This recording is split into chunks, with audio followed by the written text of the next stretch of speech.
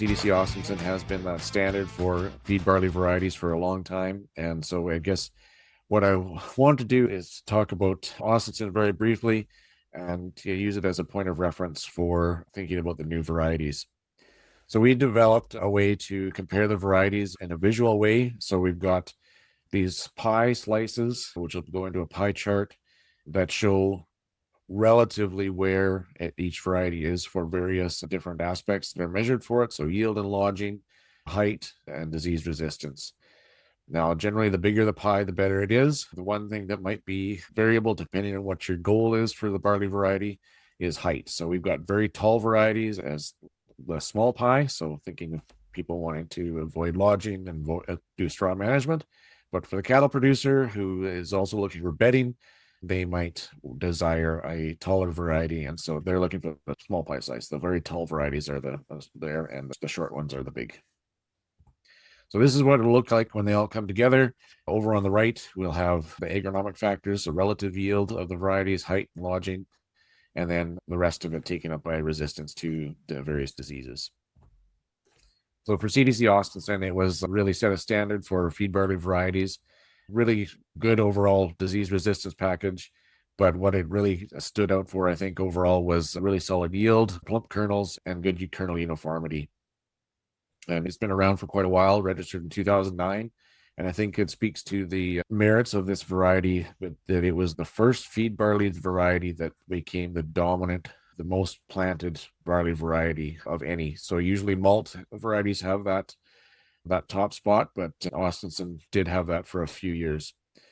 But he's getting a little bit older, and there are some varieties coming out that can replace it. And it's one of those, as you can see, I've got it organized by the popularity of the variety that of currently growing acres is here. So the 9% that shows here is where Durango is at. Austenson is currently at 43, so still remains dominant. And then as we go through, we'll get into the newer ones that don't necessarily take up much acreage yet, but are listed by registration date. So Durango, it's a step above in yield, both in the southern zone and in the northern zone, zones 3 and 4 versus 1 and 2 being in the south. Pretty good overall disease resistance package and good resistance to lodging. It has stood out a number of trials as having very good standability, even in the absence of a plant growth regulator, and does respond well to higher rates of nitrogen.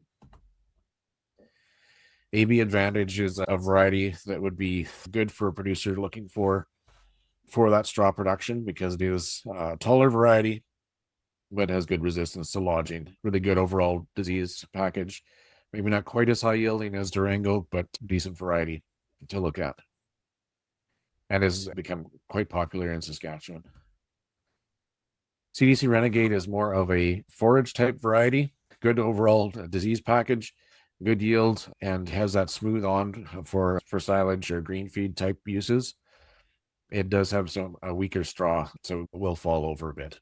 AB Hague is a variety that is not really good, had a chance to gain the market share, but it would be a really excellent variety because it's got decent overall yield and one of the best disease resistance packages around. So if you're looking for a variety that you might be able to get away without any fungicide applications, that would be a potential opportunity for AB Hague because of its overall robust disease resistance package. It is a taller variety, but has decent resistance to lodging and some indication of some drought tolerance as well. AB Cadillac is targeted more for the forage. It has a semi-smooth on, so a little bit of roughness compared to a smooth on, but much less than a rough on. Another 6-row variety. It's good for straw production, but probably more targeted to overall forage production. It is weak on FHB, but most of the diseases it has decent resistance to. AAC Lariat is another variety that, similar to AB Hague, has a really strong disease resistance package. It might be a slight advantage, at least in the southern zone, for yield over AB Hague. And so its only weaknesses are fusarium head blight and scald. Obviously, fusarium we see, but haven't had as much issues with it for the last number of years. Scald tends to be a disease that's more common in Alberta than it is in Saskatchewan, but does come up occasionally. Cantu is a newer variety. It's going to be replacing Claymore, which was a good variety. What we tend to see, I think, with the varieties that come into the program, the nutrients getting their varieties from in the northwestern United States, is they tend to be a little bit weaker on disease resistance, but this one's pretty decent overall. There's only real weakness there is scald. It's a bit of a taller variety, but the good lodging resistance and very high yielding. Ferguson, these ones are not available yet, targeted for 2028. It's replacing Alvarado, and it's got that relatively high yield in some northern zones, which is a little bit harder to achieve.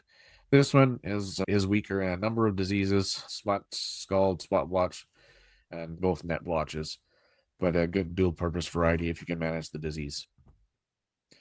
Carlteon is going to be replacing Oriana, and don't have a timeline on that one, but it should be soon. Good overall in yield, height, lodging, and some weaknesses to the leaf diseases. Oriana was a good variety, so expect good things from Carlteon. It stood up quite well. The CDC Harness is a new variety coming out of the CDC program, available in 2028. A really solid overall package, good yield, and very good disease resistance. Sounds like this one may be an opportunity, particularly for zones that tend to be lower moisture.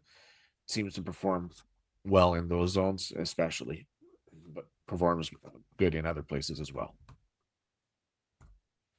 So here's just a quick snapshot of all those varieties that I mentioned.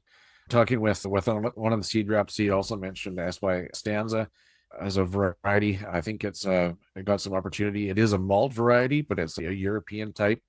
So it is a very short straw. It'll have good standability and reasonably good yielding. So it may have some opportunity there as well.